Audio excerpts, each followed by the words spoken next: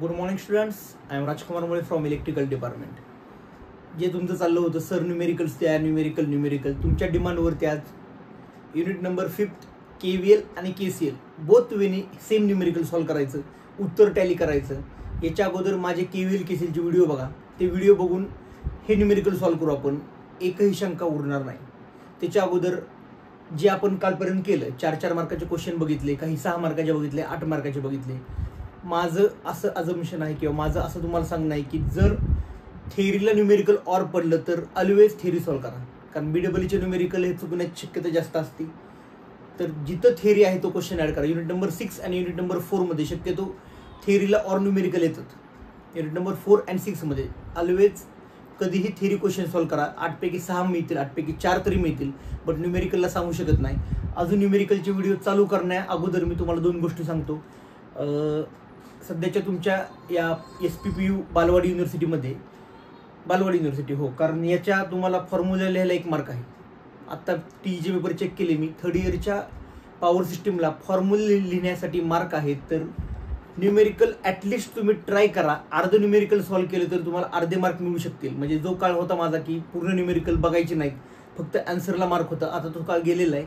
म्हणून न्यूमेरिकल जर तुम्हाला येत असेल, नसेल येत तरी ट्राय करा. ॲटलिस्ट ट्राय करण्याला तुम्हाला मार्क मिळतील. KVL KCLने आपण बघूया, याचे इक्वेशन जरी लिहिले तरी तुम्हाला 4 मार्क मिळतील 8 पैकी. ओके, तर बघूया आपण हे सॉल्व करण्यासाठी. This is problem. याचं काय असेल की find current through 6 ohm resistance. 6 ohm resistance मधून किती करंट फ्लो होतो by using Kirchhoff's law. By using काय? Kirchhoff's law. त्यांनी सांगितलं ना किर्चॉफ्स करंट लॉ किंवा किर्चॉफ्स व्होल्टेज लॉ. तर माझ्या आवडीचं तुम्हाला माहिती आहे नेहमी किर्चॉफ्स करंट लॉ हाच आहे. KCLनी चुकण्याचा चान्स 0%.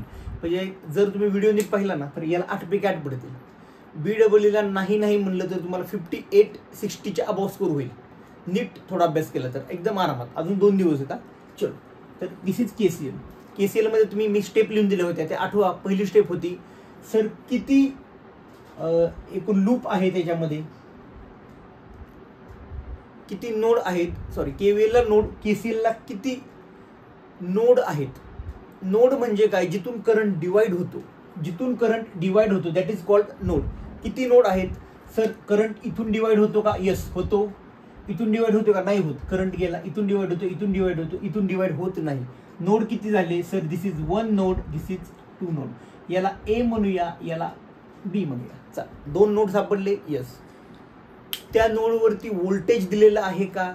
दिसते का व्होल्टेज? नाहीये. नाही दिलं, अझ्युम करा VA VB. व्होल्टेज नव्हतं, मी अझ्युम केलं. 3rd, करंटच्या डिरेक्शन दिलेले आहेत का? सर एक डिरेक्शन दिलेली आहे, ती ही आयची. बरोबर.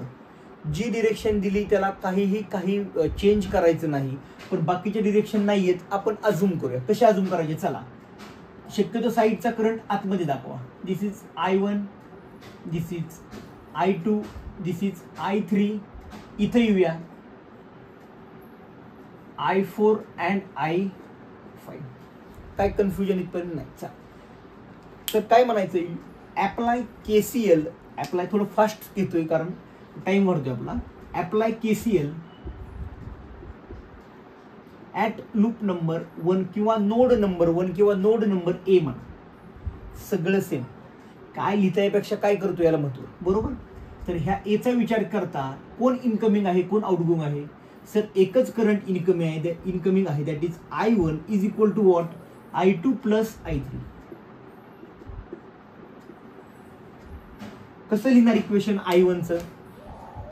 I1 कुठून कुठे चाललाय सर? चाललाय 10 पासून V पर्यंत, म्हणजे 10 minus VA divided by 2 is equal to I2 कुठे आहे? VA पासून 0 पर्यंत चाललाय, म्हणजे VA मायनस 0 लिहित नाही, अपॉन 4 प्लस I3 कुठे चाललाय?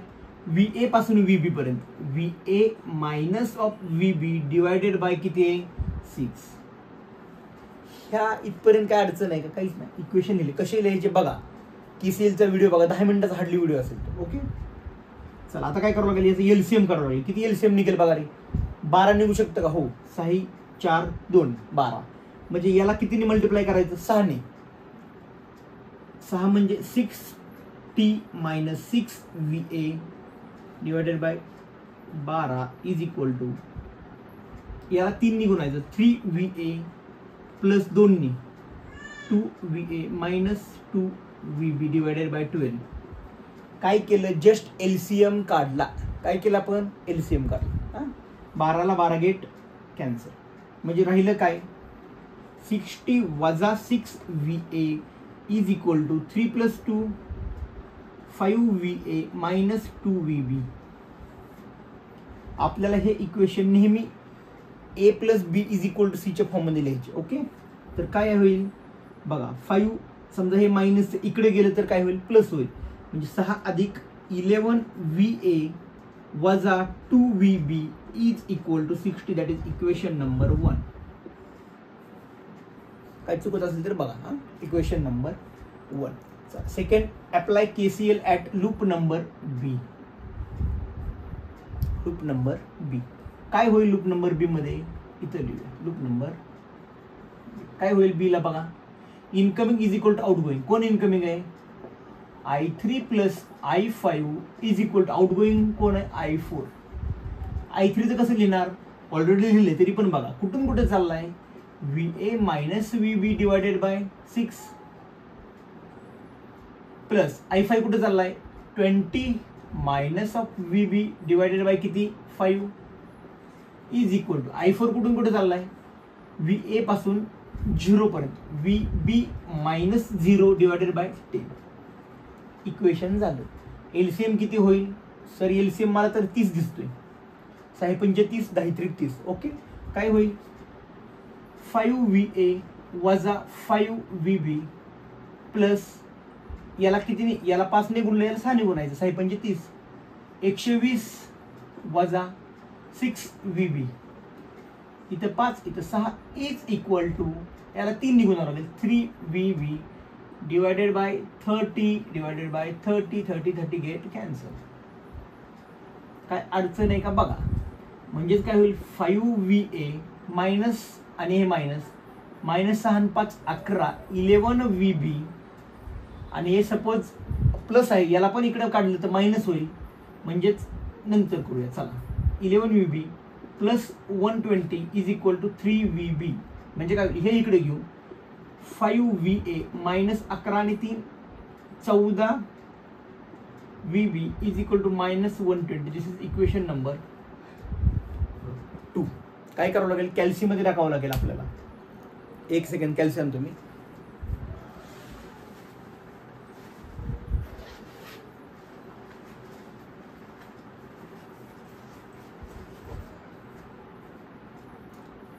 चला, इट्स ओके. कॅल्शियम नाही आता माझ्याकडे, कॉलेजमध्ये कॅल्शियम असेल का त्याची. तर हे सॉल्व कसं करणार, कॅल्शियममध्ये मी सांगतो, मोड टाईप करायचा, मोडमध्ये इक्वेशन टाईप करायचं. इक्वेशनमध्ये अननोन किती आहेत, 2 अननोन आहेत. अननोन किती आहेत, 2 अननोन. 2 अननोन आहेत बघा, तर तुम्हाला 4 येतील मला वाटतं format. AB is equal to C, तर हे असंच गेलं आपण, AB is equal to C. त्याच्यात टाईप टाका, त्याच्यात टाकलं तुम्ही AB is equal to C मध्ये, इथे पण सेम करा, तर ही तुम्हाला VA आणि VB मिळेल. काय मिळेल, VA and VB. 2 equation put केले, डायरेक्ट उत्तर मिळेल. याला उगत 10वी सारखं काहीतरी करत बसू नका, प्लस मायनस, डायरेक्ट कॅल्शियम मध्ये टाका, उत्तर येतं. माझ्याकडे डायरेक्ट आहेत सोल्युशन याचे.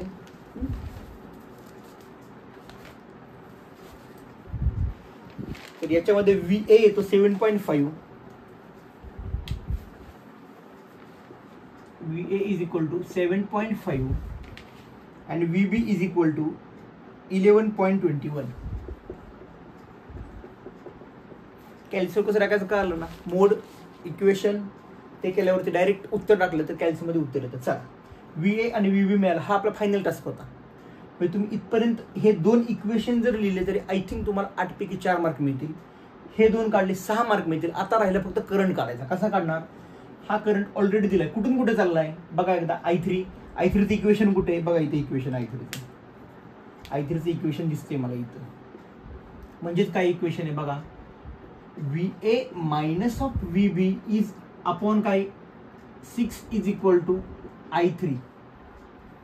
VA माहिती आहे 7.5 वजा 11.21 divided by 6 is equal to direct आपण करूया 7 आणि हे किती येते बघा 4 5 7.5 मायनस 11.22 हे जवळपास मायनस 50 म्हणून 9 याचं उत्तर आय थिंक मायनस 0.618 येतं मायनस. ओके मायनस आलं इथं सरळ सरळ लिहायचं negative sign indicates current opposite म्हणजे आपण जी करंटची डिरेक्शन घेतली ती चुकलेली आहे ती अपोजिट आहे जस्ट एवढंच आहे. निगेटिव्ह आला तर काय करू घाबरलं माझं उत्तर चुकलं अजिबात नाही उत्तर चुकलेलं नाही ते जस्ट ही साईन घेतलेली अपोजिट आहे तर उत्तर असेल 0.618. काय अडचण आहे का 1 मिनिटात बघा इथं पूर्ण न्यूमेरिकल सॉल्व्ह केलेलं आहे फळ्यावरती.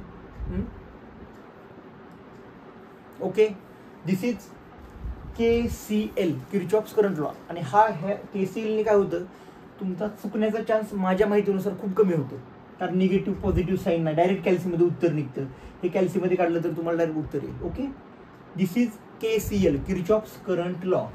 आता KVL काय असतील बघूया आपण.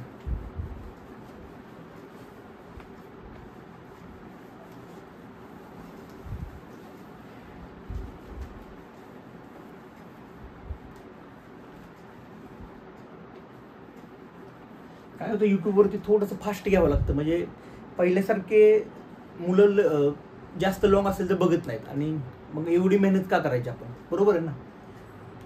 लक्ष द्या बाय युझिंग कुठला KCL हे सगळं रफ करावं लागेल आपल्याला कारण त्याच्यामध्ये काही हे नसतं. ओके